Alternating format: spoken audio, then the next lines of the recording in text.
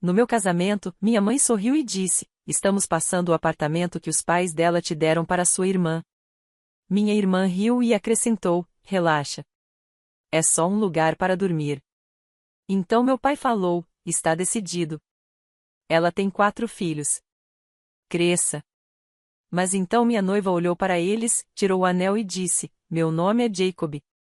Tenho 29 anos, sou sargento do exército, da infantaria, filho mais velho, motorista designado, solucionador de problemas por padrão. Sou o filho que consegue dar conta. Na minha família, isso significa que sou a pessoa de fundo. Quem paga a pizza, levanta os sofás e fica em silêncio para que as verdadeiras estrelas brilhem. Minha irmã Naomi tem 27 anos, 4 filhos e uma placa de neon sobre a cabeça que poderia muito bem dizer: "O filha adorada". Se ela respira, meus pais aplaudem. Se eu sangro, dizem: "Você é forte, vai dar conta". Aprendi cedo que estar ausente é uma forma de culpa. Você nunca está em casa de qualquer forma. Minha mãe dizia: se eu perdesse um jantar por estar treinando, ou se não atendesse o telefone nos primeiros 5 minutos, essa frase vivia na nossa casa como um quinto membro da família. Aparecia nos feriados, nas salas de espera do hospital, no fim de qualquer conversa em que eu tentasse traçar um limite. Não sou dramático. Acordo às 5h30. Corro, arrumo a cama, passo uma camisa, mesmo que ninguém vá ver. Meço o café com a colher, não com o coração. Digo Roger quando quero dizer tudo bem. Digo cópia quando quero dizer não concordo, mas farei. Não jogo pratos. Não bato portas. Conto tudo na minha cabeça e finjo que não conto. O casamento que planejamos foi pequeno. Escolhemos um salão simples à beira do rio. Cerca de 50 convidados. Servimos café e doces em vez de bebidas alcoólicas porque Mia não bebe e porque eu tinha um exame médico na segunda-feira cedo e não queria estar de ressaca. Mia usou sapatilhas para não tropeçar. O vestido dela tinha mangas curtas e bolsos, porque ela gosta de carregar lenços e uma bala de hortelã. Os pais dela tinham uma padaria. Eles nos deram o bolo e, como surpresa, algo maior, os papéis de um pequeno apartamento que compraram anos atrás como investimento. Queriam que tivéssemos um começo que não tremesse. Assinaríamos os documentos depois do fim de semana do casamento. 2 quartos e uma varanda minúscula, que comportava 2 cadeiras se você sentasse de forma amigável. Era a primeira vez na minha vida que uma porta se trancaria atrás de mim e ninguém mais teria uma chave reserva por precaução. Não disse isso em voz alta, mas senti nos ossos. Cerimônia concluída, fotos feitas. A mão de Mia estava quente na minha. Meu colega estava fazendo uma piada sobre saudar quando nos beijássemos. As crianças corriam umas atrás das outras com guardanapos amarrados como capas. O ambiente cheirava a cinnamon rolls. Minha mãe se aproximou com aquele sorriso que usa quando vai transformar um anúncio público em uma bênção. Meu pai ficou atrás dela, braços cruzados. Naomi se aproximou, já rindo de uma piada que ninguém havia contado ainda. Minha mãe disse, brilhante e calma: estamos passando o apartamento que os pais dela te deram para sua irmã. Meu cérebro travou. Achei que tinha ouvido errado em meio ao barulho dos talheres. Naomi jogou o cabelo para trás e sorriu com um ar de satisfação. Relaxa. É só um lugar para dormir. Meu pai deu a sentença final: está decidido. Ela tem 4 filhos. Cresça. O ambiente ficou silencioso de um jeito muito específico. Como se o próprio ar tivesse se inclinado. Senti aquele velho reflexo percorrer minha espinha: sorria, facilite, diga que conversaremos depois, conserte silenciosamente, sofra em privado. Um reflexo treinado em mim por mais tempo do que qualquer treino com rifle. Mia não esperou eu reagir. Olhou para meus pais, depois para mim. Tirou o anel, sem drama, apenas com precisão, e o colocou ao lado da xícara de café. Antes de assinarmos qualquer coisa, disse ela com firmeza, vamos deixar muito claro quem toma as decisões sobre a nossa casa. Cada garfo na sala parou de se mover. Até as crianças ficaram em silêncio. Esse foi o primeiro gatilho. Ainda não era sobre o dinheiro, nem sobre as chaves, apenas a frase, nossa casa, nossa decisão, e eu finalmente ouvindo isso em voz alta. Eu ainda não sabia, mas aquele foi o momento em que algo em mim se ergueu. Cresci em uma casa onde ajudar significava: Jacob vai resolver. Meu pai trabalhava na manutenção do hospital, principalmente à noite. Minha mãe fazia tudo de um jeito que deixava claro que era ela quem fazia. Não é que fossemos pobres de um jeito de filme.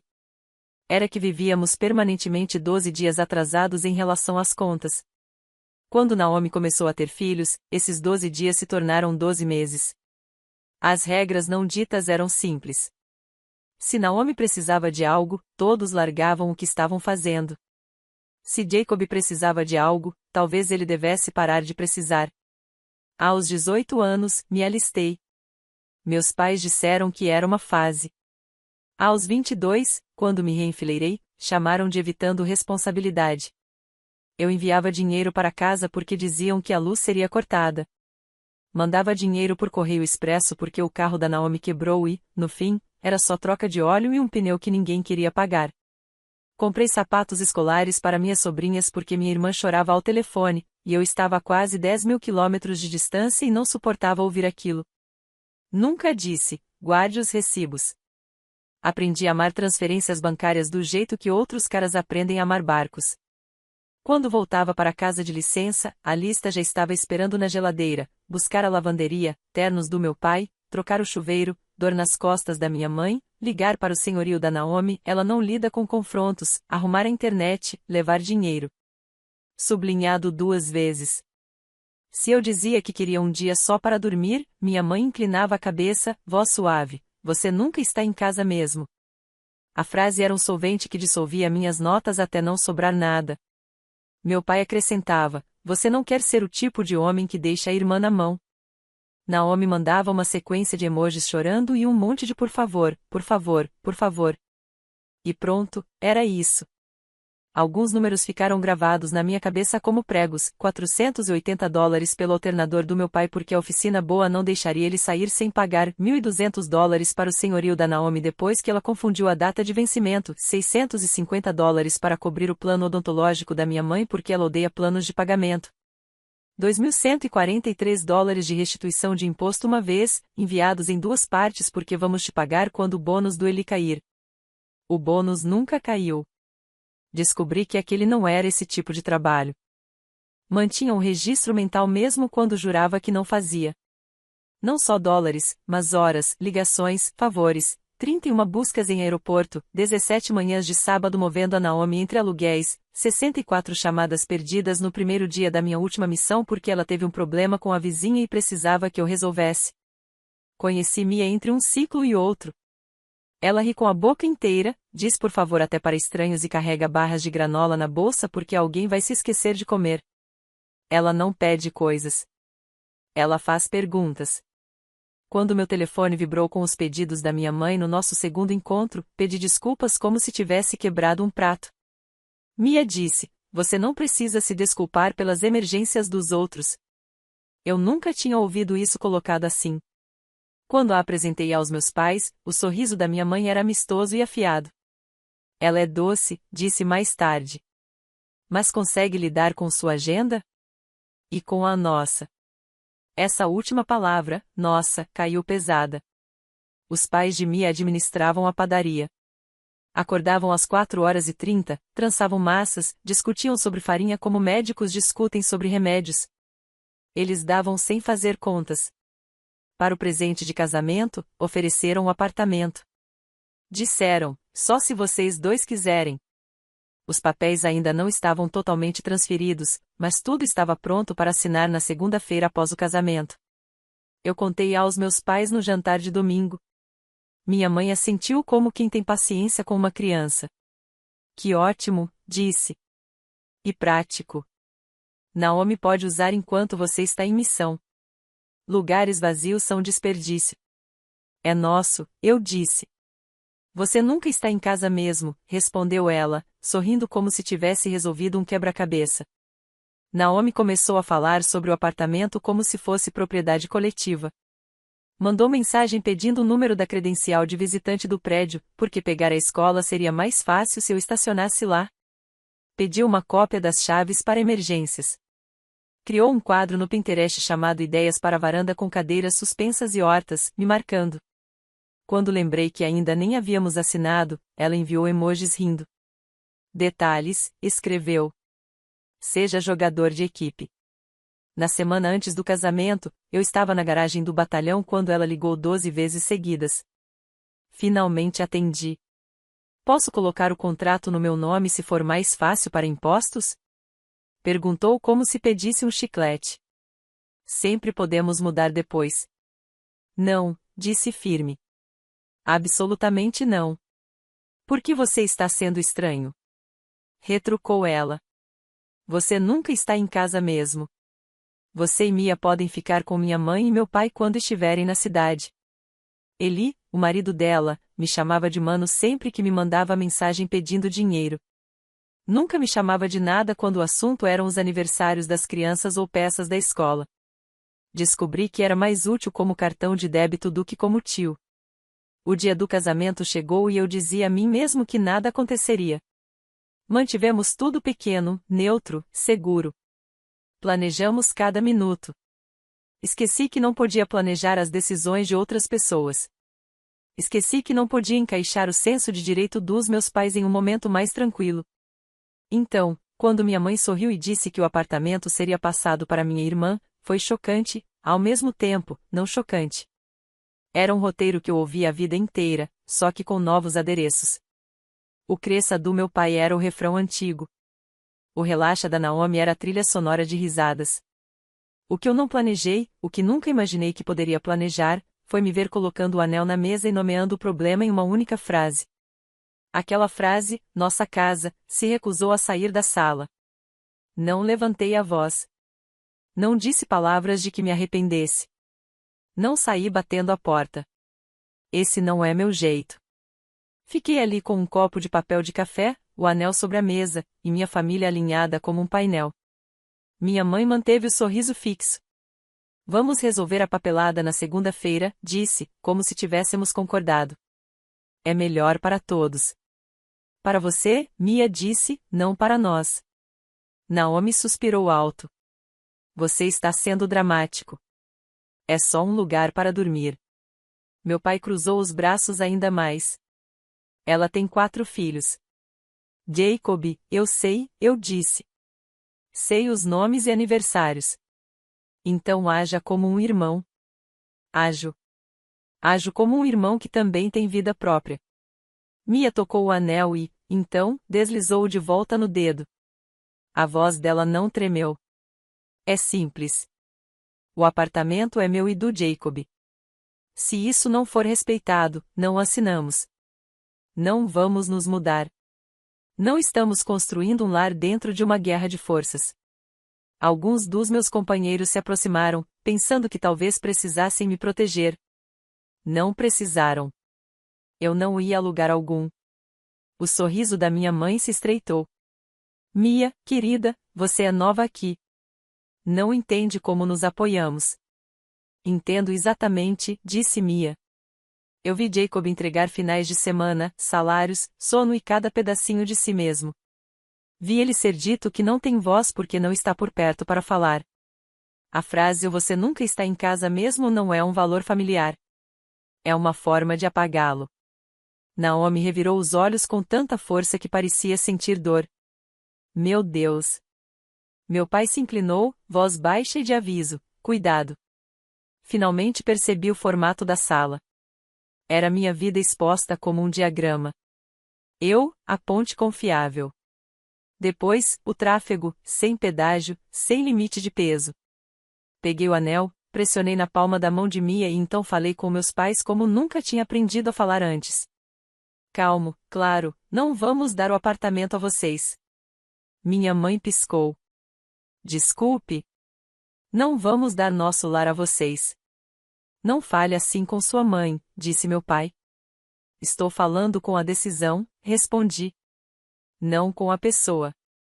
Naomi riu pequena e afiada. Que egoísmo. Talvez, eu disse. Ou talvez eu tenha acabado de ser o único adulto. Minha mãe contraiu o rosto. Depois de tudo que fizemos por você? Levantei a mão. Hoje não vamos abrir um registro de contas. Ela parou. Aquela palavra caiu. registro. Todos sabíamos que existia, mesmo que vivesse em sussurros e suspiros. Não é sobre vingança, disse eu, porque eu precisava ouvir a verdade em voz alta. É sobre fechamento, sobre limites.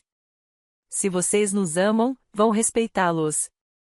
Se não, vamos amar vocês do nosso próprio lar, com a porta trancada. A boca do meu pai se moveu como se mastigasse as palavras. Cresça, disse-lhe de novo, mais baixo. Acabei de fazer, respondi. Não houve gritos depois disso, apenas um vácuo. As pessoas fingiam olhar para a mesa de sobremesas. As crianças olhavam abertamente. Tia Becca fez o gesto de uau com a boca e depois fingiu tossir. Voltamos para nossa mesa como convidados comuns. Comemos bolo em silêncio. Observei Mia conversando com meu colega sobre rotas perto do rio. Observei meus pais mantendo o controle no canto, chamando os parentes um a um. Observei Naomi digitando no celular como se estivesse redigindo um memorando federal.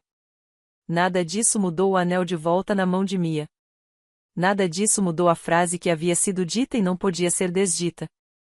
O ponto de ruptura não foi um estrondo. Foi um clique. O som que uma trava faz quando o ferrolho finalmente desliza por completo. O casamento terminou com pessoas saindo aos poucos, carregando caixinhas de papel com fatias de bolo que secariam em suas geladeiras. Meu pelotão apertou minha mão e me deu aquele olhar que os caras dão quando querem dizer, estou aqui se precisar de mim, sem tornar estranho. Os pais de Mia empilharam bandejas e embrulharam sobras como uma equipe de instrução militar. Meus pais saíram sem me abraçar. Naomi me abraçou como um manequim rígido e sussurrou, você vai consertar isso amanhã. Às 23h07, minha mãe ligou, vou deixar rolar. Às 23h09, uma mensagem, tenho vergonha de você. Às 23h10, deixe as chaves na nossa casa esta noite. Naomi começa a se mudar de manhã. Ainda não tínhamos as chaves. Mia e eu acabamos no fundo da van do pai dela, com 2 pãezinhos restantes e um garrafão térmico. Sentamos no escuro, comemos pão e rimos até que a risada se transformasse naquela respiração silenciosa e trêmula que você tem quando o corpo ainda está em alerta máximo. Parece que tirei um peso das costas, eu disse. E minhas costas não sabem o que fazer. Vai parecer leve e depois pesado e depois leve de novo, ela disse. Ondas. Na manhã de domingo, 23 chamadas perdidas. Meu pai mandou mensagem, reunião de família, 4 horas. Não se atrase. Naomi enviou, se você me ama, prove. Ela enviou uma foto dos filhos. Fiquei olhando para os rostos deles e senti a culpa bater como sempre. Então imaginei uma porta com trava e 2 cadeiras numa varanda minúscula e me lembrei, amor não é um cheque em branco. Ao meio-dia, fomos ao cartório. O escritório cheirava a papel antigo e limpador de limão. Assinamos em 18 minutos. O funcionário disse, parabéns. Como se dissesse isso 20 vezes por dia. Saímos com um envelope manila que continha um futuro. Olhamos para o prédio. Um pombo nos observava de cima, com ar indiferente. Às 13h58, chegamos à entrada da casa dos meus pais. Mia disse, juntos. Eu respondi, juntos. Lá dentro, estava tudo disposto como um tribunal novamente. Minha mãe sentada no sofá. Meu pai na poltrona. Naomi com um caderno e uma caneta, como se presidisse um comitê. A TV estava no mudo, com legendas. As crianças coloriam na mesa. Notei a lista na geladeira. Jacob, ligue para a companhia de energia. Jacob, conserte a pia. Jacob, verifique o carro da Naomi. A tinta ainda estava fresca. Faremos isso rápido, disse minha mãe, como se fosse a juíza. Você vai dar o apartamento para Naomi por 1 ano. Depois revisamos. Você nunca está em casa mesmo. Não, eu disse. Não fale assim com sua mãe. Estou falando com um plano, disse meu pai. Minha resposta é não, respondi. Naomi não levantou os olhos do caderno. Alternativa, disse. Vocês nos pagam $1.500 por mês durante 12 meses. Está abaixo do preço de mercado. Considerem como imposto de tio. As crianças precisam de estabilidade. Sou tio deles, respondi. Não fonte de renda extra. A voz de Mia foi suave, não estamos negociando nossa casa. O sorriso da minha mãe se quebrou. Você acha que vai segurá-la se ela perceber o quanto você é egoísta com a família? Era um ataque direto, mirando na parte mais sensível. Mia respondeu antes que eu pudesse, sim, porque não estou pedindo para ele ser um capacho para eu passar o meu sapato. Meu pai se inclinou para a frente. Se sua irmã acabar na rua, a responsabilidade é sua. Ela não vai. Ela tem você. Ela tem escolhas. Sempre teve. Os olhos de Naomi estavam molhados agora, mas eu conheci essa performance. Você não entende como é, disse ela. É difícil. Eu sei, eu disse. Tenho lidado com dificuldade o tempo todo. Silêncio. O relógio marcava os segundos. Minha mãe se levantou. Se vocês saírem agora, não fazem mais parte desta família. Respirei fundo o suficiente para carregar uma resposta. Se essa é a regra que vocês precisam, tudo bem. Eu amo vocês. Estamos indo para casa. Saímos. O envelope Manila estava quente nas mãos de Mia, como se tivesse pulso. Dirigimos até o apartamento, subimos as escadas, ficamos no espaço vazio e ouvimos o silêncio. Coloquei as chaves no balcão. Depois as peguei de volta e guardei em uma gaveta, para praticar não deixá-las para ninguém mais encontrar. A semana seguinte foi cheia de barulho, ligações, mensagens, grupos de WhatsApp que eu não participei. Naomi postou no Facebook, algumas pessoas só aparecem para fotos. Ela me marcou, desmarcou, marcou de novo. Tia Becca mandou mensagem, tenho orgulho de você. Não conte para sua mãe que eu disse isso. Meu pai ligava de um número diferente todo dia, como se tentasse me cercar. Minha mãe enviava um balanço contínuo, Naomi chorou 3 vezes hoje. A pressão do seu pai subiu 14 pontos. As crianças perguntaram onde estava o tio. No 9º dia, ela escreveu, bem, vou perdoar você quando voltar a si. Respondi com uma só mensagem, eu te amo. Não vou discutir sobre nosso apartamento. Na terça-feira, Eli ligou. Mano, disse, tá tudo fácil por fora. Podemos ficar no quarto de hóspedes por um mês? Só até encontrarmos algo. Não temos quarto de hóspedes. Sala de estar? Não. Varanda? Não. Ele xingou. Você mudou. Estou tentando. A logística tentou se infiltrar. Minha mãe enviou um e-mail formal para os pais de Mia. Como sabem, Jacob frequentemente se ausenta por causa da carreira. É do melhor interesse de todas as partes que Naomi ocupe o apartamento durante essas ausências. A mãe de Mia respondeu em uma linha, o apartamento é um presente para Jacob e Mia juntos. Li 3 vezes e senti meus ombros relaxarem um pouco. Contei o básico para meu colega. Ele perguntou se eu precisava de tempo. Eu disse que estava bem. Não estava, mas queria ser a versão de mim que não parecia um fio desencapado. Compareci no horário. Fiz o trabalho. Corri mais. Dormi mal, acordei com a mandíbula tensa.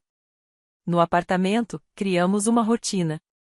Compramos uma mesa de $60 de um homem chamado Igor, que insistiu em carregá-la pelas escadas enquanto me contava sobre o gato que costumava dormir nela. Encontramos 2 canecas lascadas em uma caixa que Mia havia etiquetado como cozinha diária. Comemos massa tarde demais. Brigamos por causa da torneira que chiava e rimos no meio disso. Pendurei uma cortina barata de qualquer jeito. Mia consertou na manhã seguinte enquanto eu fazia flexões no chão, fingindo não olhar. Às quintas-feiras, mandava mensagem para Naomi, estamos livres no domingo, das 14 horas às 16 horas, se as crianças quiserem ir ao parque. Ela respondeu uma vez, não precisamos da sua caridade.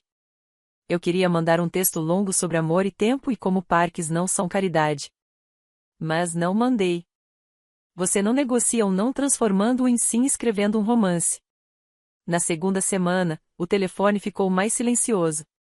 Um silêncio estranho, que lembrava o vácuo depois que os fogos de artifício acabam e seus ouvidos ainda estão zunindo. Eu continuava pensando que havia feito algo errado, porque o barulho tinha sumido. Então percebi que aquele silêncio era justamente o que eu tinha pedido. Só que ainda não parecia um presente. Então veio a visita, na manhã de sábado, 7h20. Batidas na porta. Rápidas demais, um código familiar longo. Mia me olhou. Neguei com a cabeça. Não abrimos. A batida voltou. Jacob, disse a voz da mãe. Abra a porta. Depois Naomi, as crianças precisam fazer xixi. Fiquei parado até o bater parar. Mandamos mensagens, por favor, não venham sem avisar. Não estamos em casa. Era mentira. Era também um limite.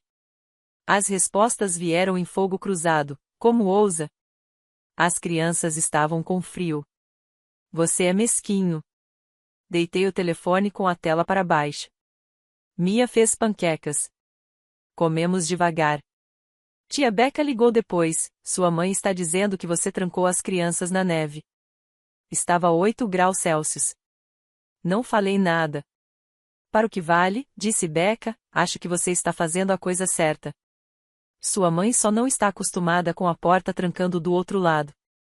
Mia prendeu uma pequena nota no lado interno da porta. Queremos isso? Era para nós, não para eles. Concordamos em uma regra. Antes de abrir para qualquer coisa, visitas, pedidos, dívidas, perguntávamos essa questão. Se a resposta fosse não, a porta permanecia fechada. Escrever isso parecia infantil. Mas funcionou. Na quarta noite, meu pai mandou, passe aqui às 19 horas, só você. Eu não fui. Respondi com uma foto da nossa varanda, com 2 cadeiras baratas e uma planta que talvez morresse. Ele respondeu com um único ponto. Fiquei olhando para ele como se carregasse todo o peso da decepção dele. 2 semanas depois, algo mudou em mim. Acordei, fiz café e percebi que não estava me preparando para uma crise. O aplicativo do tempo dizia chuva. Meu telefone não dizia nada. O apartamento cheirava a torrada. Mia dormia de lado, com a mão apoiando a bochecha. Era comum. Esse era o milagre. Nada de fogos de artifício, nada de aplausos, apenas uma terça-feira de manhã em que ninguém me possuía. O silêncio não resolveu tudo. Mas abriu espaço para ver o que precisava ser consertado. Percebi o quão automático havia sido meu sim. Vi como transformei o amor em trabalho e chamei de dever, porque tinha medo de ser chamado de egoísta.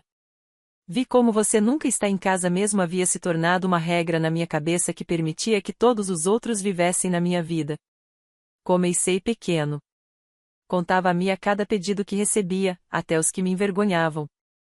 Colocávamos cada um na mesa de $60 e fazíamos a pergunta da nota na porta: queremos isso? Podemos pagar por isso? Faz sentido para nós? Às vezes, a resposta era sim, mas com limites. Enviávamos compras uma vez. Cobríamos um colega exatamente no valor necessário, nada mais. Eu ligava para os filhos da Naomi todo domingo, às 15 horas, por 20 minutos. Se não atendiam, tentávamos na próxima vez. Eu não perseguia. Uma tarde, encontrei minha mãe do lado de fora do supermercado. Ela parecia menor. Ficava de pé, segurando o carrinho como se ele pudesse flutuar. Você está feliz? Perguntou. Não quero ser maldosa. Só cansada. Sou honesto, respondi. Você não é o menino que criei. Eu sei, eu disse. Eu cresci.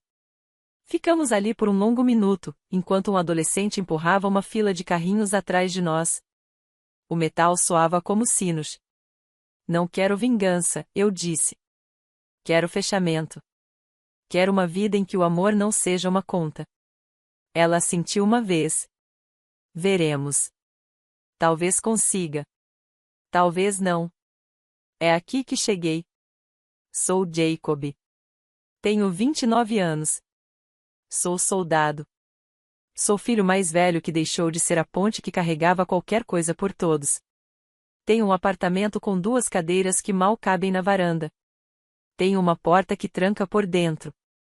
Amo minha família. Não vou financiar as emergências deles por padrão. Não vou entregar chaves só porque alguém diz que você nunca está em casa mesmo. Não vou deixar que culpa transforme limites em traição. Essa é a linha que mantenho nos dias difíceis. Leio a nota no lado interno da porta. Queremos isso? Coloco a mão na trava e lembro do clique no nosso casamento, quando Mia colocou o anel na mesa e tudo dentro de mim finalmente se levantou. Estamos construindo uma vida. Não é dramática. É louça na pia, corrida às 6 horas da manhã, torneira que rende e uma planta que talvez viva. São 2 canecas lascadas e café forte demais, uma varanda só grande o suficiente para nós.